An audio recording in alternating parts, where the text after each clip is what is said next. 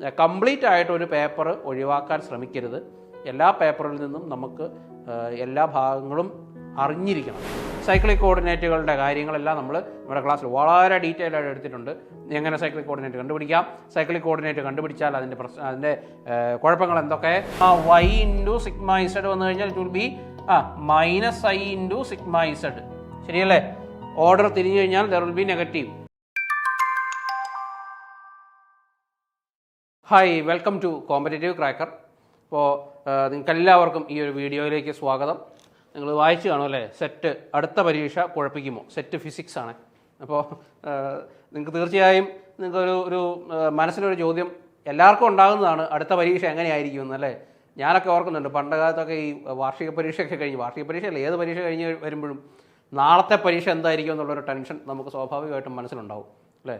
ഇന്നത്തെ കഴിഞ്ഞത് കഴിഞ്ഞു, ഇന്നത്തെ പരീക്ഷയ്ക്ക് പോയത് തന്നെ വളരെ കഷ്ടപ്പെട്ടിട്ടാണ്. അപ്പോൾ വന്ന് കയറുമ്പോഴേ നമ്മൾ ഇനി നാളത്തെ പരീക്ഷ എങ്ങനെ ഇരിക്കുമെന്തോ ആ ഒരു ചിന്ത നമുക്ക് എപ്പോഴും നമ്മുടെ മനസ്സിലുണ്ടാവാറുണ്ട്. എന്ന് പറഞ്ഞതുപോലെ തന്നെ, അല്ലെങ്കിൽ നമ്മൾ ഏതൊരു പരീക്ഷയ്ക്ക് പ്രിപ്പയർ ചെയ്യുമ്പോഴും നമ്മൾ ഒരു പരീക്ഷയ്ക്ക് പ്രിപ്പയർ ചെയ്യുമ്പോൾ നമ്മൾ അതിന് മുമ്പത്തെ പരീക്ഷ വെച്ച് തീർച്ചയായും നമ്മൾ കമ്പയർ ചെയ്യും അല്ലേ. അല്ലെങ്കിൽ ഓരോ സബ്ജക്റ്റ് വെച്ച് നമുക്ക് കമ്പയർ ചെയ്യും. നിനക്ക് എങ്ങനെ ഉണ്ടായിരുന്നു, എൻ്റെ പരീക്ഷ എങ്ങനെയായിരുന്നു, എൻ്റെ പരീക്ഷ എങ്ങനെയായിരിക്കുമോ, അങ്ങനെയൊക്കെ നമ്മൾ പലതവണ ആവർത്തിച്ചിട്ടുള്ള ചോദ്യമാണ്. അപ്പോൾ എനിക്ക് തോന്നുന്നു അടുത്ത പരീക്ഷ കുഴപ്പിക്കുമോ എന്നുള്ള ചോദ്യത്തിന് യെസ് എന്ന് പറയാൻ തന്നെയാണ് എനിക്ക് താല്പര്യം. കാരണം എന്താണെന്ന് ചോദിച്ചാൽ കഴിഞ്ഞ 2 തവണത്തെ പരീക്ഷകളും വളരെ സിമ്പിളായിട്ടുള്ള പരീക്ഷകളായിരുന്നു അല്ലേ. ഒന്ന്, പുസ്തകം വായിച്ചിട്ട് പോയിട്ടുണ്ടെങ്കിൽ നമ്മുടെ നോട്ടുകൾ പഠിച്ചാൽ, അല്ലെങ്കിൽ നമ്മൾ പഠിപ്പിച്ച ചോദ്യങ്ങൾ, അതായത് നമ്മൾ തുടക്കത്തിൽ പഠിപ്പിക്കുന്ന ഓരോ പേപ്പറിൻ്റെ തുടക്കത്തിൽ അല്ലെങ്കിൽ ഓരോ ടോപ്പിക്കിൻ്റെ തുടക്കത്തിൽ ഡിഫിക്കൽട്ടി ലെവൽ 1 എന്ന് പറയുന്ന നമ്മുടെ ഗ്രൗണ്ട് ലെവൽ ഓഫ് ഡിഫിക്കൽട്ടിയിൽ നിൽക്കുന്ന ചോദ്യങ്ങൾ ചെയ്തു പോയിട്ടുള്ള ആളെ സംബന്ധിച്ച് ഈ പരീക്ഷ വളരെ സിമ്പിളായിട്ടുള്ള പരീക്ഷകളായിരുന്നു, കഴിഞ്ഞ തവണത്തെയും അതിന് മുമ്പത്തെ തവണത്തെയും. അതുകൊണ്ട് കമ്പയർഡ് വിത്ത് ദോസ് 2 എക്സാംസ് ഇനി വരാൻ പോകുന്ന എക്സാം കുറച്ച് ടഫ് ആകാനുള്ള സാധ്യത ഉണ്ട്. ഇത് മറ്റേ ബ്രഹ്മശ്രീ തന്ത്രികൾ പറയുന്ന പോലത്തെ സാധ്യത കാണുന്നു എന്നുള്ള രീതിയിലല്ല ഞാൻ പറയുന്നത്, പക്ഷെ അങ്ങനെ ഉണ്ടാവും. കാരണം 2 തവണത്തെ പരീക്ഷകൾ വളരെ എളുപ്പമായിരുന്നു. അതുകൊണ്ട് പാസ് പെർസെൻറ്റേജ് ഇത്തവണ കുറച്ച് കൂടുതലുമായിരുന്നു. അപ്പോൾ പാസ് പെർസെൻറ്റേജ് അടുത്ത തവണ കുറയ്ക്കാനായിട്ട് ഒരു പരീക്ഷ പ്രയാസമാക്കാം സാധ്യത വളരെ കൂടുതലാണ്. സോ ഓരോ തവണ ഇങ്ങനെ ഓൾട്ടർനേറ്റീവായിട്ട് പാസ് പെർസെൻറ്റേജ് കൂടിയും കുറഞ്ഞുമാണ് നിൽക്കുന്നത്. സോ അടുത്ത തവണത്തെ പരീക്ഷ ഡിഫിക്കൾട്ട് ആയിരിക്കും എന്ന് വെച്ചാൽ നെറ്റ് ലെവലിൽ അങ്ങ് ഭീകരമായിട്ടുള്ള ഡിഫിക്കൽട്ടി എന്നല്ല ഉദ്ദേശിച്ചത്. കഴിഞ്ഞ 2 തവണത്തെ വെച്ച് നോക്കുമ്പോൾ അടുത്ത തവണത്തെ പരീക്ഷ ഡിഫിക്കൽട്ട് ആവാനുള്ള സാധ്യത വളരെ കൂടുതലാണ്. സോ ജനറൽ പേപ്പർ ആണെങ്കിലും സബ്ജക്റ്റ് പേപ്പർ ആണെങ്കിലും രണ്ടിനും തുല്യ പ്രാധാന്യം കൊടുത്ത് വളരെ സീരിയസ് ആയിട്ട് പഠിച്ചു പോക്കണം. ഇനി അധികം സമയം വേസ്റ്റ് ചെയ്യാനില്ല. ഈ വീഡിയോ നിങ്ങൾ കാണുമ്പോൾ തീർച്ചയായും നിങ്ങൾ നോട്ടിഫിക്കേഷനൊക്കെ വന്നെന്നുള്ള വിവരം നിങ്ങൾ അറിഞ്ഞിരിക്കും. ഈ വീഡിയോ എടുക്കുന്ന ദിവസം നമ്മൾ നോട്ടിഫിക്കേഷൻ വന്ന് ഞാൻ അമ്പരന്ന് നിൽക്കുന്ന ദിവസമാണ് ഈ നോട്ടിഫിക്കേഷൻ നിങ്ങൾക്ക് ഈ വീഡിയോ എടുക്കുന്നത്. നോട്ടിഫിക്കേഷൻ വന്നതിൻ്റെ അമ്പരപ്പിലാണ് ഞാൻ. ഇത്ര പെട്ടെന്ന് റിസൾട്ട് കഴിഞ്ഞ ആഴ്ച വന്നതേ ഉള്ളൂ, അപ്പോൾ ഈ ആഴ്ച അതിന് നോട്ടിഫിക്കേഷൻ വന്നു കഴിഞ്ഞു അല്ലേ. So fast. അതുകൊണ്ട് അടുത്ത തവണത്തെ പരീക്ഷയ്ക്ക് വേണ്ടിയുള്ള പ്രിപ്പറേഷൻ എത്രയും പെട്ടെന്ന് തുടങ്ങുന്നു അത്രയും നല്ലതാണ് നിങ്ങൾക്ക്. ഞാൻ എപ്പോഴും പറയുന്ന കാര്യമാണ്, കതിരെ കൊണ്ടുപോയി വളം വെക്കരുത്. അവസാനം നമ്മുടെ പ്രിപ്പറേഷനൊക്കെ മൂർധന്യാവസ്ഥയിൽ നിൽക്കേണ്ട സമയത്ത് നമ്മൾ മൂട്ടിൽ നിന്ന് തുടങ്ങിയാൽ നമ്മൾ മുകളിൽ എത്തുകയില്ല, പകുതി വഴിക്ക് വെച്ച് നമ്മൾ പൊട്ടിത്തീരാനാണ് സാധ്യത. സോ അതുകൊണ്ട് പ്രിപ്പറേഷൻ ആദ്യമേ തന്നെ ആരംഭിക്കുക. എത്രയും വേഗം പ്രിപ്പറേഷൻ ആരംഭിക്കുന്നോ അത്രയും നിങ്ങൾക്ക് പ്രയോജനം കൂടുകയുള്ളൂ. കൂടുതൽ പ്രോബ്ലംസ് വർക്കൗട്ട് ചെയ്യാൻ, കൂടുതൽ ടോപ്പിക്കുകൾ പഠിക്കാനൊക്കെ കിട്ടും. പിന്നെ അവസാനത്തേനൊക്കെ നിങ്ങൾ പ്രിപ്പറേഷൻ വെച്ച് കഴിഞ്ഞാൽ ആകെ ഹറിബറി ആയിരിക്കും. ഈ 10 യൂണിറ്റുകൾ എങ്ങനെയെങ്കിലും ഒന്ന് വിഴുങ്ങി തീർക്കുക എന്നുള്ള ഒരേ ഒരു കാര്യമേ നമ്മുടെ മുമ്പിലുണ്ടാവും. സോ അതുകൊണ്ട് പ്രിപ്പറേഷൻ ഒട്ടും കുറയ്ക്കരുത്. അടുത്ത പരീക്ഷയ്ക്ക് നമ്മൾ പഠിക്കുമ്പോൾ ഏറ്റവും ഹയർ ലെവലിലുള്ള എക്സാമിന് പ്രിപ്പയർ ചെയ്യുന്ന രീതിയിൽ പഠിക്കണം അല്ലെ. സെറ്റിന് ഒരിക്കലും വില കുറച്ച് കാണരുത്. ഇങ്ങനത്തെ ചോദ്യങ്ങളൊക്കെ ഉള്ളൂ. കഴിഞ്ഞ തവണ ക്ലെയിൻ ഗോർഡൻ ഇക്വേഷനൊക്കെ ചോദിച്ചിട്ടുണ്ട്. പിന്നെ ഫോറിയർ ലാപ്ലേസ് ട്രാൻസ്ഫോം ഓഫ് 1 അല്ലേ. കഴിഞ്ഞ തവണ 1 ചോദിച്ചു, ഇത്തവണ 2 ചോദിക്കും, അങ്ങനെയൊന്നും കരുതരുത് കേട്ടോ. അതുകൊണ്ട് ക്ലെയിൻ ഗോർഡൻ ഇക്വേഷൻ്റെ എക്സ്പ്രഷന്, പിന്നെ സോളിഡ് സ്റ്റേറ്റ് ഫിസിക്സിൽ നിന്ന് തന്നെ വളരെ ഡയറക്റ്റ് ആയിട്ടുള്ള റിലേഷൻസ് എന്താണ് എന്നുള്ള രീതിയിലുള്ള ചോദ്യങ്ങളൊക്കെയാണ് വന്നിട്ടുള്ളത്. സോ ഇത്തവണ ഇനി വരാൻ പോകുന്ന എക്സാമിന് അങ്ങനെയൊന്നും എക്സ്പെക്റ്റ് ചെയ്യരുത്. നമ്മൾ പഠിക്കുമ്പോൾ ഏറ്റവും ബേസ് ലെവലിലുള്ള ക്വസ്റ്റ്യൻ തൊട്ട് ഹയർ ലെവലിലുള്ള ക്വസ്റ്റ്യൻ വരെ നമ്മൾ പഠിച്ചു പോകണം. എല്ലാത്തിലും നമുക്ക് ഈക്വൽ എക്സ്പെർട്ടൈസ് ഉണ്ടാവണം. അല്ലാതെ സിമ്പിളസ്റ്റ് ക്വസ്റ്റ്യൻ കിട്ടിയാൽ മാത്രമേ ഞാൻ ചെയ്യൂ, അല്ലെങ്കിൽ എനിക്ക് അതിന് മാത്രമാണ് താല്പര്യം എന്ന രീതിയിൽ ഇരിക്കരുത്. അല്ലെങ്കിൽ ഹയർ ലെവൽ ക്വസ്റ്റ്യൻ കിട്ടിയാൽ മാത്രമേ ഞാൻ ചെയ്യൂ, എനിക്ക് അത് മാത്രമേ അറിയത്തുള്ളൂ, അങ്ങനെയൊന്നും വിചാരിക്കരുത്. ഏത് രീതിയിൽ നമ്മളെ കൊണ്ടുപോയിട്ടാലും ജീവിക്കാൻ പഠിക്കണം എന്ന് പറയുന്നത് പോലെ ഏത് ക്വസ്റ്റ്യൻ കിട്ടിയാലും നമുക്ക് ചെയ്യാൻ പറ്റിയിരിക്കണം. സബ്ജക്റ്റ് നോളജ് ഉള്ള ഒരാളെ സംബന്ധിച്ച് അങ്ങനെ ആ ഒരു രീതിയിൽ നമ്മൾ പഠിച്ചു പോകണം. സോ അതുകൊണ്ട് പ്രിയപ്പെട്ട കുട്ടികളെ, നിങ്ങളോട് ഞാൻ പറയുന്നു, അടുത്ത തവണത്തെ പരീക്ഷയ്ക്ക് സീരിയസ് ആയിട്ടുള്ള പ്രിപ്പറേഷൻ ആവശ്യമാണ്. വളരെ സീരിയസ് ആയിട്ട് പഠിക്കുക. ഒരു ടോപ്പിക്കുകൾ പോലും വിട്ട് കളയാൻ നിങ്ങൾ ശ്രമിക്കരുത്. കംപ്ലീറ്റ് ഒമിഷൻ ഒഴിവാക്കുക. ഓരോ ടോപ്പിക്കിൽ നിന്നും നമുക്ക് ഇമ്പോർട്ടൻ്റ് അല്ലാത്ത ഭാഗങ്ങൾ ചിലത് കാണും, അല്ലേ? നമുക്ക് നോക്കുമ്പോൾ അറിയാം. അല്ലെങ്കിൽ ഇത്രയും നാളത്തെ എക്സ്പീരിയൻസ് വെച്ച് ഞങ്ങളെപ്പോലുള്ള ആൾക്കാരൊക്കെ പറയുമ്പോൾ നിങ്ങൾക്ക് ആ ഒരു ഭാഗം ശരിയാണ്, അതിനകത്തുനിന്ന് ക്വസ്റ്റ്യൻ വന്നിട്ടില്ല എന്നുള്ള രീതിയിൽ നിങ്ങൾക്ക് അത് ഒഴിവാക്കാം. അല്ലാതെ കംപ്ലീറ്റ് ആയിട്ടൊരു ടോപ്പിക്ക് ഒഴിവാക്കിയിട്ട് പോയി പരീക്ഷ എഴുതുന്നത് വളരെ ഹൈ റിസ്ക് കാറ്റഗറിയാണ്. അല്ലെങ്കിൽ ഇപ്പോൾ മാത്തമാറ്റിക്കൽ ഫിസിക്സ് കംപ്ലീറ്റ് അങ്ങ് ഒഴിവാക്കി. കാരണം ഞാൻ ചിലരോടൊക്കെ ചോദിച്ചിട്ടുണ്ട്, എന്തുകൊണ്ട് ഒഴിവാക്കി? ഇൻ്റഗ്രേഷൻ ഡിഫറൻസിയേഷൻ ഇഷ്ടമല്ല. ഇൻ്റഗ്രേഷൻ ഡിഫറൻസിയേഷൻ ഇല്ലാതെ ബാക്കിയുള്ള ടോപ്പിക്കുകൾ എങ്ങനെ പഠിക്കും? അല്ലെങ്കിൽ മാത്തമാറ്റിക്കൽ ഫിസിക്സ് ഇല്ലാതെ ബാക്കിയുള്ള ടോപ്പിക്ക് എങ്ങനെ പഠിക്കും? ആ ഒരു ചിന്തയൊന്നുമില്ല, അങ്ങ് ഒഴിവാക്കുക തന്നെ. ബാക്കി എന്തൊക്കെയോ കാണാതെ പഠിക്കുന്നു, പോയി എഴുതുന്നു. ചിലർ പാസ്സാവുന്നു, ചിലവരുടെ ശരിയാവുന്നു, ചിലവർക്ക് ശരിയാവുന്നില്ല എന്ന് പറയുന്ന പോലെ, അല്ലേ? സോ അതുകൊണ്ട് കംപ്ലീറ്റ് ആയിട്ടൊരു പേപ്പർ ഒഴിവാക്കാൻ ശ്രമിക്കരുത്. എല്ലാ പേപ്പറിൽ നിന്നും നമുക്ക് എല്ലാ ഭാഗങ്ങളും അറിഞ്ഞിരിക്കണം. ഇനി ഒഴിവാക്കാൻ പറ്റുന്ന കുഞ്ഞു കുഞ്ഞു ഭാഗങ്ങളുണ്ട്, ആ ഭാഗങ്ങൾ വേണമെങ്കിൽ ഒഴിവാക്കുക. ഫോർ എക്സാമ്പിൾ ക്ലാസിക്കൽ മെക്കാനിക്സിൽ ലിമിറ്റ് സൈക്കിൾ, അങ്ങനത്തെ ഭാഗങ്ങളൊക്കെ ഒഴിവാക്കുന്നതിനൊന്നും തെറ്റൊന്നുമില്ല. സോ അതുകൊണ്ട് വളരെ സീരിയസ് ആയിട്ട് പ്രിപ്പയർ ചെയ്യുക. എല്ലാ ടോപ്പിക്കുകളും പഠിക്കുക. ജനറൽ പേപ്പറും പഠിക്കണം കേട്ടോ. കഴിഞ്ഞ തവണയാണെങ്കിൽ എനിക്ക് ഒത്തിരി സങ്കടം തോന്നുന്ന കാര്യമാണ്, 7 പേരോളമാണെന്ന് തോന്നുന്നു. ജനറൽ പേപ്പറിന് പ്രിപ്പറേഷൻ പോരാഞ്ഞത് കൊണ്ട് മാത്രം ക്വാളിഫൈ ചെയ്യാതെ പോയവർ. സബ്ജക്റ്റ് പേപ്പറിന് നല്ല മാർക്കുണ്ട് താനും, അവർക്ക് മോർ ദാൻ ഇനഫ് മാർക്കുണ്ട്, അല്ലേ? ഇവിടുന്ന് മാർക്ക് കടം കൊടുക്കാൻ പറ്റുമായിരുന്നെങ്കിൽ അവരും ജനറൽ പേപ്പറിന് പാസ്സായി പോയേനെ. ആ ഒരു രീതിയിൽ തന്നെ പഠിച്ചു പോയവരുണ്ട്. സോ അതുകൊണ്ട് അടുത്ത തവണ അതൊന്നും ആവർത്തിക്കാൻ ഇടവരരുത്. എല്ലാ 2 പേപ്പറുകളും തുല്യ പ്രാധാന്യത്തോടെ പഠിക്കുക. ഇനി എന്തെങ്കിലും സംശയങ്ങളുണ്ടെങ്കിൽ ഇങ്ങ് പോരെ, നമുക്ക് ഒരുമിച്ച് പഠിക്കാം. ഓക്കെ, സോ നോക്കിയേ, അതുകൊണ്ട് തന്നെ നമ്മൾ സെറ്റ് അസ്ത്ര 2.0 നമ്മൾ ആരംഭിച്ചു കഴിഞ്ഞു.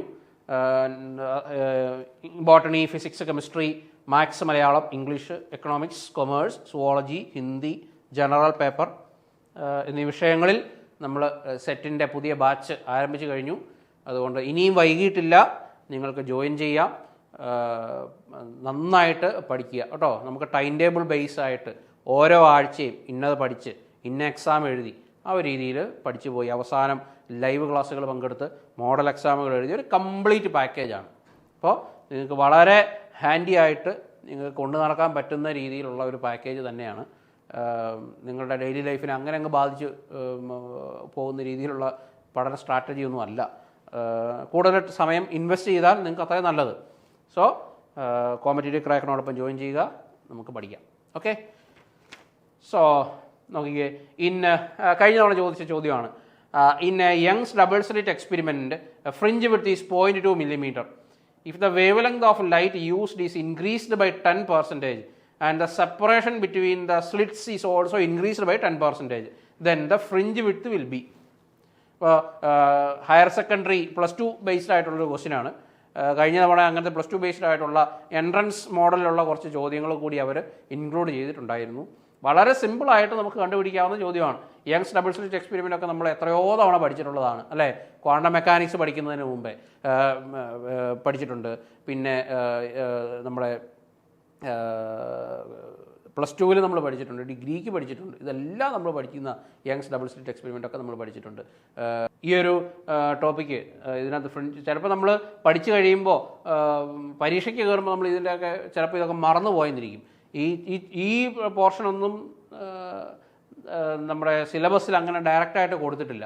പക്ഷേ ഇൻ ഡെപ്ത് പഠിച്ചു കഴിയുമ്പോൾ നമുക്കിതൊക്കെ ആവശ്യമാണ് താനും. So let us do this problem. നോക്കിയേ, in Young's double slit experiment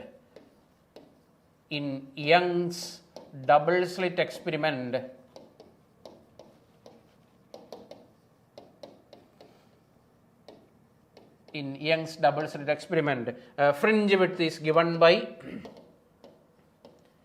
fringe width is represented as beta. Beta is equal to എന്താണ് lambda into d by d. ശരിയല്ലേ? lambda into d by d. Okay, so what is a capital D and what is a small d? നമുക്കറിയാം. So separation between the slits ആണ് capital D, and the screen and slit is the width is given by small d. അതൊക്കെ നമുക്കറിയാം. lambda is the wavelength. ഒക്കെ നമുക്കറിയാവുന്ന കാര്യമാണ്, നമ്മൾ പഠിച്ചിട്ടുള്ള കാര്യമാണ്. ഇതിൻ്റെ റിസൾട്ടുകളൊക്കെ നമ്മൾ അരച്ച് കലക്കി കുടിച്ചിട്ടുള്ളതുമാണ് അല്ലേ? So fringe width beta is equal to lambda into d by d.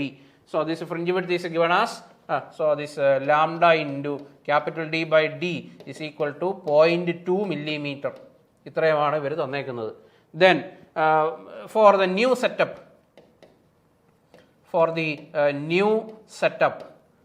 what is the speciality for the new setup? Capital D.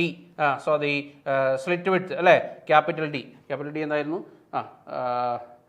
Capital D is the separation between the slits.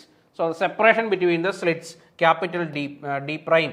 So new separation. So capital D prime is equal to, it is increased by 10% എന്നാണ് പറഞ്ഞിരിക്കുന്നത്. നേരത്തെ D ഉണ്ടായിരുന്നു, അത് increase ചെയ്തു, 10% increase ചെയ്തു. So it is 10/100 D ആക്കി.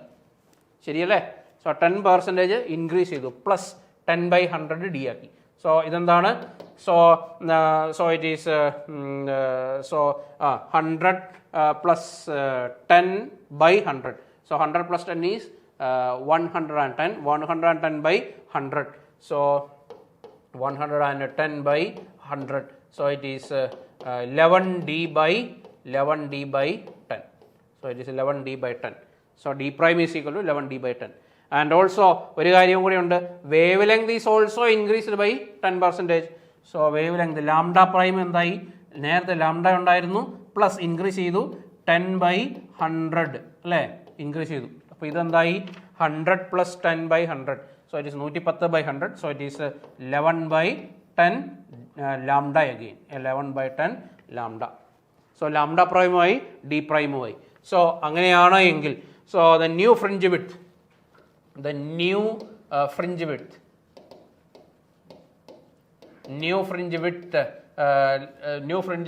beta prime is equal to എന്താവും? lambda prime d prime divided by small d. small d ക്ക് മാറ്റമില്ല. So what is lambda prime? Lambda prime is 11/10 lambda into what is d prime? 11d by 10. So 11/10 divided by small d. ശരിയല്ലേ? So what is lambda d by d? Lambda d by d is beta. So it is 11/10 into 11/10 beta by 11/10 by 11/10. Okay. So 11/10, there is no b. 11/10 into 11/10 beta. So 11 square എത്രയാ? 121. 121/100 beta. So it is what? 1.21 beta. 1.21 beta. So ബീറ്റയുടെ value എത്രയാണ്? 0.2. So beta prime is equal to 1.21 into 0.2. So 121ൻ്റെ ഇരട്ടി എത്രയാണ്? 242. 242 പിന്നെ 0.2. ഇവിടെ sorry it is 0.242 millimeter. So it is a 0.242 millimeter. Clear? So I hope it is very clear. So ഇവിടെ നമുക്ക് ഈ ഒരു പെർസെൻറ്റേജ് എടുക്കാനും അത് തിരിച്ച് സബ്സ്റ്റിറ്റ്യൂട്ട് ചെയ്ത് കണ്ടുപിടിക്കാനും മാത്രമേ ഉള്ളൂ. വേറെ ഒരു ചലഞ്ചും ഇല്ല. ഒരു ചലഞ്ചും കൂടെ ഉണ്ട്, പിന്നെ ഇത് ഓർത്തിരിക്കണം, beta is equal to lambda D by D. ഈ ഒരു കാര്യവും കൂടെ ഓർത്തിരുന്നാൽ it's very simple. Clear? So I hope it is very clear. So next one നോക്കിയേ. In a system with two generalised coordinates Q1 and Q2, if Q1 is a cyclic, what is the implication for the corresponding conjugate momentum P1? എനിക്കൊരു system ഉണ്ട്, സിസ്റ്റത്തിന് രണ്ട് generalised coordinate ഉണ്ട്, Q1ഉം Q2ഉം. So Q1 cyclic ആണ്. Q1 cyclic ആണെങ്കിൽ what is the speciality for P1? നമ്മൾ Lagrangian dynamics പഠിച്ചു കഴിയുമ്പോൾ ലഗ്രാഞ്ചിനൊക്കെ എഴുതി കഴിഞ്ഞ് തൊട്ട് താഴെ നമ്മൾ പഠിക്കുന്ന കാര്യമാണ് സൈക്ലിക് കോർഡിനേറ്റുകൾ എന്നുള്ളത്. സൈക്ലിക് കോർഡിനേറ്റുകളുടെ കാര്യങ്ങളെല്ലാം നമ്മൾ നമ്മുടെ ക്ലാസ്സിൽ വളരെ ഡീറ്റെയിൽ ആയിട്ട് എടുത്തിട്ടുണ്ട്. എങ്ങനെ സൈക്ലിക് കോർഡിനേറ്റ് കണ്ടുപിടിക്കാം, സൈക്ലിക് കോർഡിനേറ്റ് കണ്ടുപിടിച്ചാൽ അതിൻ്റെ കുഴപ്പങ്ങൾ എന്തൊക്കെ, ആ കുഴപ്പങ്ങൾ മൂലം ലഗ്രാഞ്ചിയൻ ഉണ്ടാകുന്ന വ്യത്യാസങ്ങൾ എന്തൊക്കെ, അതൊക്കെ നമ്മൾ പഠിച്ചിട്ടുണ്ട്. സോ ഇവിടെ വളരെ സിമ്പിളായിട്ട് ബേസിക് ആയിട്ടുള്ള കാര്യങ്ങൾ മാത്രമാണ് ചോദിച്ചേക്കുന്നത്. P1 must be constant throughout the motion, P1 must be periodic function of time, P1 must be 0, P1 must be equal to Q1. കാണുമ്പോഴേ അറിയാം P1 must be equal to Q1 എന്നുള്ളത് ഒരിക്കലും പോസിബിൾ ആയിട്ടുള്ള കാര്യമില്ല. P1 must be 0, അത് നമുക്ക് cancel ചെയ്യാൻ വരട്ടെ അല്ലേ, എങ്ങാനും P1 0 ആയാലോ. Then P1 must be periodic function of time, P1 എന്നുള്ളത് P1 of t ആകും എന്നുള്ളതാണ്, അല്ലെങ്കിൽ ടൈമിനനുസരിച്ച് വേരി ചെയ്യും എന്നുള്ളതാണ് പറഞ്ഞേക്കുന്നത്. സോ ഓപ്ഷൻ ഡി നമുക്ക് എന്തായാലും ക്യാൻസൽ ചെയ്ത് കളയാം അല്ലേ, അതിൻ്റെ ഒരു ആവശ്യമില്ലായിരുന്നു, അങ്ങനെ ഒരു ഓപ്ഷനേ ആവശ്യമില്ലായിരുന്നു. സോ അത് കഴിഞ്ഞു. സോ നമുക്ക് ഇതിൻ്റെ ആൻസർ ഒന്ന് നോക്കാം, എങ്ങനെയാണ് ആൻസർ വരുന്നത് എന്നുള്ളത്. ആൻസറോട്ട് പോകുന്നതിന് മുമ്പ് നമ്മുടെ കഴിഞ്ഞ തവണത്തെ റിസൾട്ടാണ് കേട്ടോ. ഒത്തിരി സന്തോഷത്തോടു കൂടിയാണ് ഈ റിസൾട്ട് നിങ്ങളുടെ മുമ്പിൽ പ്രസൻറ്റ് ചെയ്യുന്നത്. കഴിഞ്ഞ തവണ വളരെ മികച്ച വിജയമാണ് നമുക്ക് കിട്ടിയിരിക്കുന്നത്. കോമ്പറ്റേറ്റീവ് ക്രാക്കറിനെ സംബന്ധിച്ച് കേട്ടറ്റ് പരീക്ഷ പോലെ തന്നെ വളരെ അഭിമാനാർഹമായിട്ടുള്ള ഒരു വിജയം കഴിഞ്ഞ തവണ നമ്മുടെ സെറ്റ് പരീക്ഷയ്ക്ക് കിട്ടി. കഴിഞ്ഞ തവണ സെറ്റിന് ഇത്രയും സബ്ജക്റ്റുകൾ, ഇത്തവണ നമ്മൾ കൊടുക്കുന്ന അത്ര സബ്ജക്റ്റുകൾ പോലും ഇല്ലായിരുന്നു. ഉണ്ടായിരുന്ന കുറച്ച് സബ്ജക്റ്റുകളിൽ നിന്ന് നമുക്ക് ഇത്രയും അധികം റിസൾട്ടുകൾ ഇനിയുണ്ട്, കുറേ റിസൾട്ടുകൾ കൂടിയുണ്ട്, നമ്മളെല്ലാം ഇൻക്ലൂഡ് ചെയ്തിട്ടില്ല. അപ്പം ആ കുറച്ച് സബ്ജക്റ്റുകൾ കൊണ്ട് നമ്മൾ ഇത്തരം വലിയ റിസൾട്ടുകൾ ഉണ്ടാക്കിയെടുത്തു. 100ൽ കൂടുതൽ റിസൾട്ടുകൾ എന്തായാലും നമുക്ക് അവകാശപ്പെടാനുണ്ട്. അപ്പോൾ അതുകൊണ്ട് തന്നെ അടുത്ത തവണത്തെ പരീക്ഷയ്ക്കും നമുക്ക് ഇതിൽ കൂടുതൽ, ഇതിൻ്റെ ഇരട്ടി വിജയമാണ് നമ്മൾ ലക്ഷ്യം വയ്ക്കുന്നത്. അപ്പോൾ ആ ഒരു വിജയത്തിലേക്ക് എത്താൻ നിങ്ങളെ ഞാൻ കോമ്പറ്റേറ്റീവ് ക്രാക്കറിലേക്ക് സ്വാഗതം ചെയ്യുന്നു. നമ്മളോടൊപ്പം ജോയിൻ ചെയ്യുക. അപ്പം ഇവരർപ്പിച്ച വിശ്വാസം പോലെ നിങ്ങൾക്ക് ഞങ്ങളിലും വിശ്വസിക്കാം. തീർച്ചയായും നിങ്ങൾക്ക് നല്ലൊരു വിജയം അടുത്ത തവണ ഉണ്ടാവും. എത്ര പരീക്ഷ എത്ര പാടാണെങ്കിലും എത്ര എളുപ്പമാണെങ്കിലും, പരീക്ഷയുടെ പ്രയാസമാണോ എളുപ്പമാണോ എന്നുള്ളതൊന്നും നിങ്ങൾ ആലോചിച്ച് പുണ്ണാക്കേണ്ട കാര്യമില്ല. നിങ്ങൾ ചെയ്യാനുള്ളത് ചെയ്യുക, നന്നായിട്ട് പഠിക്കുക, നമ്മൾ പറയുന്ന രീതിയിലുള്ള കാര്യങ്ങളൊക്കെ ചെയ്ത് ആ പ്രോബ്ലംസൊക്കെ വർക്കൗട്ട് ചെയ്ത് ആ ക്വസ്റ്റ്യൻസൊക്കെ ചെയ്ത് ലൈവ് ക്ലാസ്സുകളിൽ പങ്കെടുത്ത് എക്സാമുകൾ എഴുതി അങ്ങനെ കണ്ടിന്യൂസ് ആയിട്ട് പ്രാക്ടീസ് ചെയ്ത് കഴിഞ്ഞാൽ തീർച്ചയായും നിങ്ങൾക്ക് വളരെ എളുപ്പത്തിൽ ഒരു സ്ട്രെസ് കൂടാതെ അടുത്ത തവണത്തെ സെറ്റ് ക്വാളിഫൈ ചെയ്യാനായിട്ട് പറ്റും. Okay, so I welcome you all. So let us discuss the answer. So നോക്കിയേ, സൈക്ലിക് കോർഡിനേറ്റ് എന്താണ്? സൈക്ലിക് കോർഡിനേറ്റ് എന്ന് പറഞ്ഞാൽ, cyclic coordinate in layman's language, cyclic coordinate could be called as a missing coordinate. Missing coordinate. Cyclic coordinate is called as a missing coordinate. അത് ലഗ്രാഞ്ചിയനിൽ ഒരു coordinate കാണാനില്ല. ആ കാണാനില്ലാത്ത കോർഡിനേറ്റിനാണ് എന്ത് പേര് പറയുക? സൈക്ലിക് കോർഡിനേറ്റ് എന്ന് പേര് പറയുക. So cyclic coordinate means so that the Lagrangian does not depend on the Lagrangian does not depend on the Lagrangian does not depend on the missing coordinate.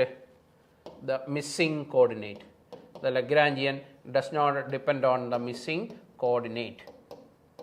So a missing coordinate, I am naming it as some Qj, generalized coordinate, let it be Qj.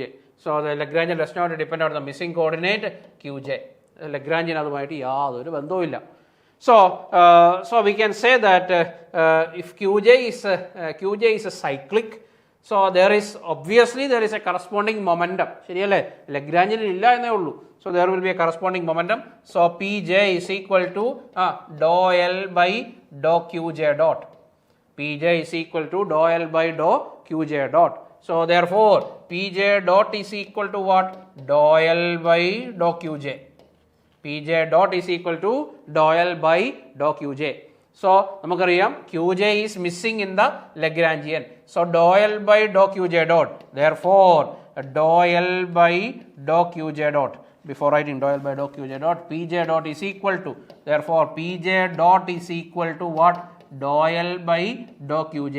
Since Lagrangian is independent of Qj, this differentiation will be 0. So differentiation 0 എന്ന് പറഞ്ഞാൽ Pj dot is equal to 0.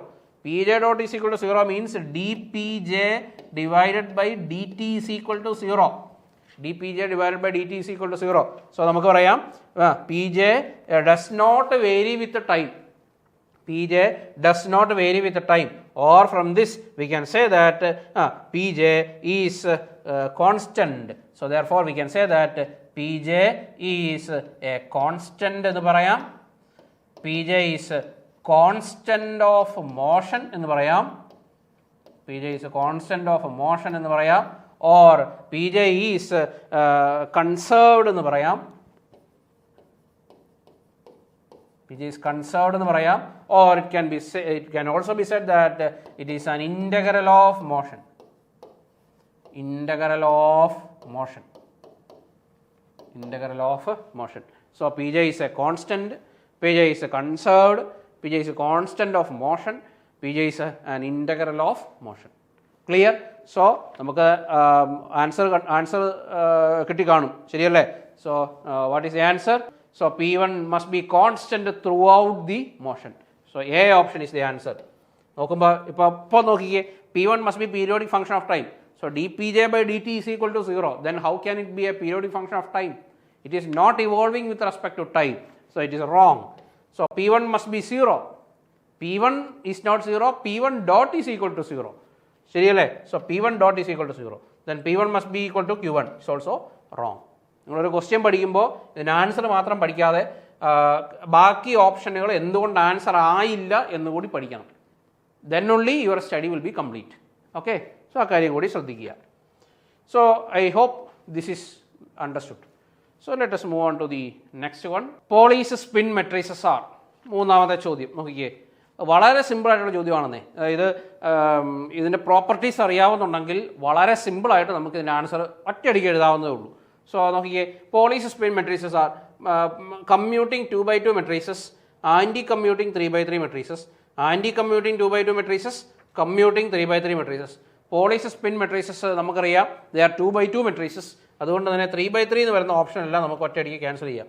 ഇനി commuting ആണോ anti commuting ആണോ? Property പഠിച്ച ഒരാളെ സംബന്ധിച്ച് commuting ആണോ anti commuting ആണോ എന്ന് പേന പോലും എടുക്കാതെ നമുക്ക് ഒറ്റ സെക്കൻഡിൽ ആൻസർ കിട്ടുന്ന കാര്യമാണ്. ഇനി പ്രോപ്പർട്ടി അറിയത്തില്ലാത്ത ആൾക്കാരെ സംബന്ധിച്ച് നോക്കിക്കോ, what are these Pauli's spin matrices? So Pauli's spin matrices, Pauli's spin matrices എന്താണ്? Pauli's spin matrices. So we know Sx, the x component of a spin is given by h cross by 2 into 0, 1 and 1, 0. ശരിയല്ലേ? 0, 1, 1, 0 which is equal to h cross by 2 into sigma x. h cross by 2 into sigma x. Similarly, what is Sy? Sy is equal to h cross by 2 into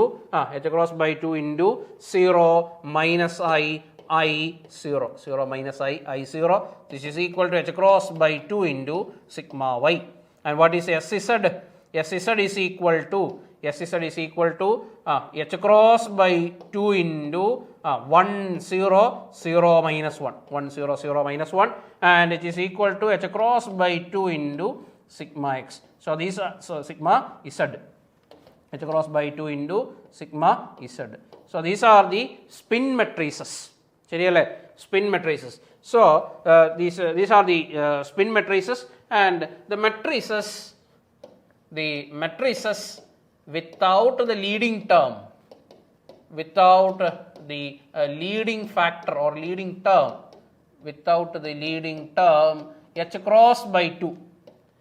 The matrices without the leading term h cross by 2 is called leading factor or leading term h cross by 2 are called Police spin matrices. Police spin matrices. They are the Police spin matrices. അതായത് sigma x, sigma y and sigma x. So sigma z, sigma x, sigma y and sigma z are the Police spin matrices. അറിയാവുന്ന കാര്യമാണ്. So you know what are the specialities. So first one we know sigma x square equals sigma y square equals sigma z square equals what? They are I. ശരിയല്ലേ? Square ചെയ്താൽ you will get I2. So you will get I2. So sigma I whole power n, sigma I whole power n is equal to, sigma I whole power n can be in two ways. So it is sigma I whole power n will be equal to sigma I if n is odd. If n is odd, and sigma I whole power n is equal to capital I or the capital I if n is even. Identity matrix കിട്ടും. ശരിയല്ലേ? We will get I if n is even.